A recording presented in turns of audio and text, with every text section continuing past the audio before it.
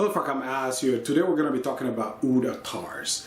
Now in 2019 I'm going to be exploring or dedicating part of my journey on discovering different oud scent profiles, and then eventually I'm hoping by the end I determine or pinpoint the type of ouds that I like and then eventually invest in full bottles. It can be expensive sampling, even hard to find samples of good oud oils there, but then I think it is worth the search and investing in those samples, because eventually you only buy what you really like, because those oud oils are really expensive.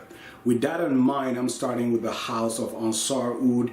I did get their sample pack here, and then today we're going to be looking at Kinam Rouge. Small samples, but believe me, this is enough for multiple wears and then to determine if you like it or not. Now on to Kinam Rouge. This is a Vietnamese oud, and then the first time I tried this one I was really blown away. I have a material that it did remind me in parts of, and then from Eden Botanical, this is Hey Absolute.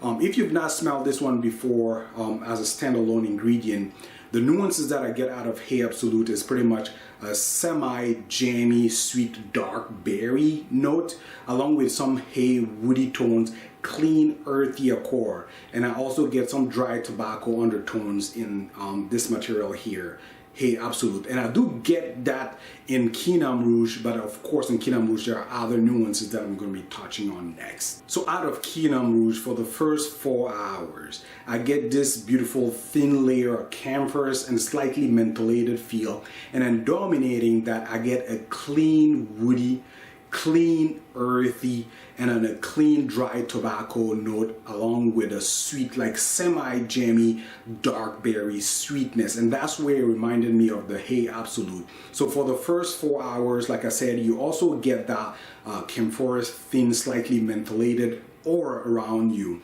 and then dominating that I get a clean wood, almost cedar, like a peppered cedar like woody accord, clean earthy tone, dry tobacco, and a semi-jammy dark berry sweetness attached to it. Everything about this fragrance just screams clean. There's nothing barnyard about this one, so it's something that is pleasant to wear and is not offensive at all.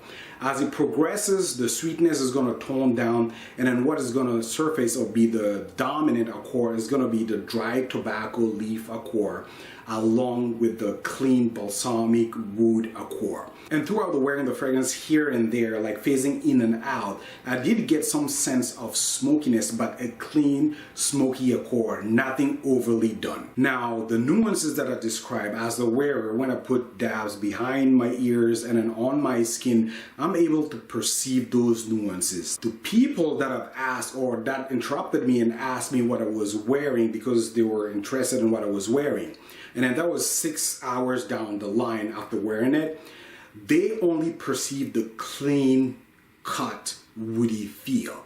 They didn't mention anything about tobacco, they didn't mention anything about sweetness. All they said was like, it smells like fresh cut pieces of wood. It smells like clean air in the forest. And then I do see that with the camphorous mentholated feel, along with the cedar-like facet that I described. So overall, I would say the perception is that it's a clean scent, at least to the people that were able to notice it and ask me what I was wearing. When I asked them what they thought about it, it was mostly clean woods. So I wouldn't worry about something projecting off and then offending others. This one makes for a pleasant wear for people around you and then for yourself as well, since you can pick up the nuances. So on to performance for an Attar. This is actually impressive because 6 hours down the line, like I said, sitting at home, when my wife came in, she asked me what I was wearing. So she was able to smell it without being too close to me. So I'm really impressed with an Attar projecting 6 hours after. Now on to season, you can wear this one pretty much any time. Really versatile, projects really well, performs really well, and is not a heavy fragrance at all. So you can wear this in any scenario, in any season. Now on to pricing and value. Vietnamese Oud Kinam, high grade, so expect the price to be out there. For 2.5 grams, if I recall properly, it retails for $12.50 US dollars, and they have a 0.7 gram option that goes for $365 US. Now, given how potent this Attar is, I would say the 0.7 gram is enough to last you a long time. If you really love it, you can go for the 2.5, save it and go for the 2.5 grams. For me, this one goes onto at the top of my wish list for 2019 in terms of oud. There are other 9 products in the sample that I need to go through. I'm also interested in trying Purple Kinam, and then at the end, I'm just gonna rank them and then see the top 5 or top 10 ouds that I should buy and then invest in those. So quite a lot of ways to go since this is really new. I've not focused my journey to oud attars per se and learning a lot about them. This year is going to be that. So I'm really excited. But for now, from what I've sampled, Kinam Rouge is at the top of that list for now until something else dethrones it, of course. Now, if you've tried Kinam Rouge, let me know what you think of it. I'm also interested in hearing your thoughts about Purple Kinam if you've tried it, or what is your favorite Ensar Attar that I should sample or try. Again, thank you for watching. Please comment, rate, and subscribe, and then take care.